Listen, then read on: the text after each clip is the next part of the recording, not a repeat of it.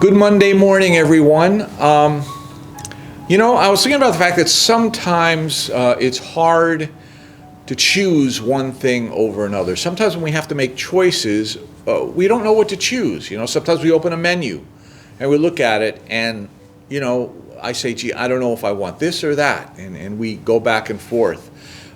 We might get a couple of job offers and we say, I don't know which job offer is better. I don't know which one I should take. How do I evaluate it?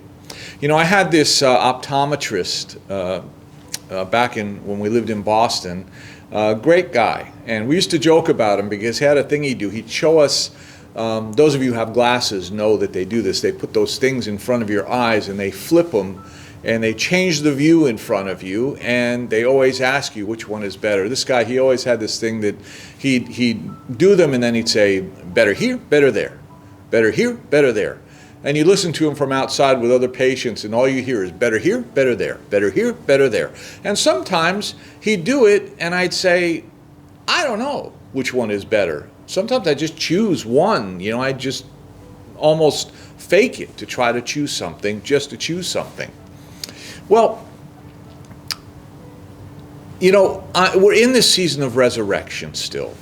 We still haven't gotten to Pentecost or any of that. So we're still in the season where Jesus was appearing to his disciples. And I'm going to continue with another one of his resurrection appearances. In one of the later times when he meets his disciples, they're at the sea and they're fishing, and he helps them to bring in this great catch of fish.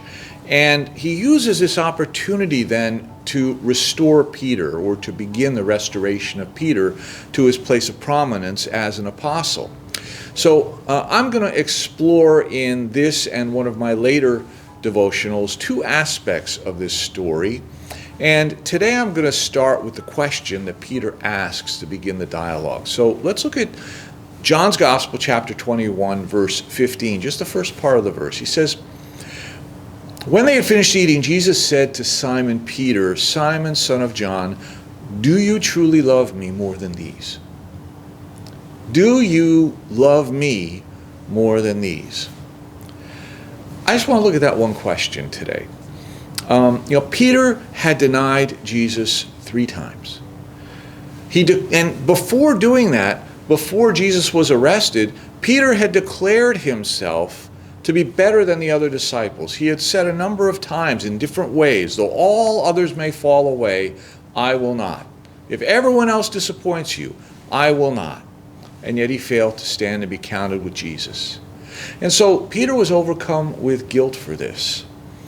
And after they ate breakfast, Jesus looks at him and asks a simple question, Simon Peter, do you love me more than these? Now, those words, more than these, could be taken a number of different ways. It could mean, does Peter love Jesus more than the other disciples love Jesus? Or does Peter love Jesus more than he loves the other disciples? Or maybe as they're sitting out here and Peter is doing what he loves to do, fishing and sitting by the sea, maybe he's saying, do you love me more than these things of life, this lifestyle that you've had all these years, being a fisherman and living in this way? Now, as tempting as it is to think that Jesus might be calling Peter out because he said he was better than the other disciples, I think it would be out of character for Jesus to ask someone to compare themselves with someone else and then say, I'm better than them. Like, do you love me more than these? Yes, I love you more than these people do. That seems a little out of character for Jesus. I think what Jesus is asking Peter is to examine his own heart and say, is your love for me greater than your love for these companions of yours? This community that you're a part of, the fellowship of people that we have gathered together. Do you love me more than everything that we have built up here together? And is it greater than your love for your own life and your lifestyle and all the things that you become accustomed to over your entire life? You see, Peter's guilt over his denial is not productive unless he understands what happened, unless he understands why he made the choice he made and learns from it. See, when Jesus was arrested, Peter was faced with a choice. Remain loyal to Jesus and lose basically everything he had, the fellowship of these men that he enjoyed being around, his freedom and all the things that were a part of his life, or deny Jesus and protect all of those things. Be able to continue to have those relationships, continue to maintain the lifestyle that he had.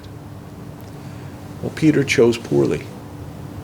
He looked at that choice, and somehow or other, it was like seeing those two views for me and not seeing the difference, not understanding, not being able to discern which one was better. And before he can start again, Jesus needs to clean the lens, and they need to get to the root of the matter so that when he looks at that choice in the future, he will be able to know exactly what the right choice is. Do you love me more than these? Can you look at the menu and make the right choice? Can you see which job, which role really is the right option? Do your eyes clearly see which option is better? Well, the question, do you love me more than these, should reach out over the centuries and continue to challenge us today. We should consider questions like, what do you love more than Jesus? And you might say, oh, no, I love Jesus more than anything, right? Do you? Do your choices, your decisions, the things you do in your life reflect that you love Jesus more than anything? Or have you, like Peter, in certain ways, forsaken Jesus for the sake of other things? What are you holding back from him? What things or people or experiences or lifestyles do you cherish so much that you consistently choose them over Jesus? Do you deny Jesus at times in order to preserve those other things?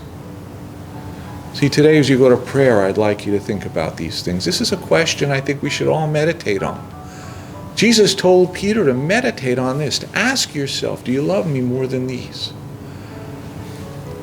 We need to give him all our love, our steadfast and faithful hearts. And I believe if we do that, if we can understand, if we can get to the root of the problem in our own lives, then we too will have a role in tending his sheep. And we too will have a role in building his kingdom. So God bless you and have a great Monday. I look forward to seeing you next week.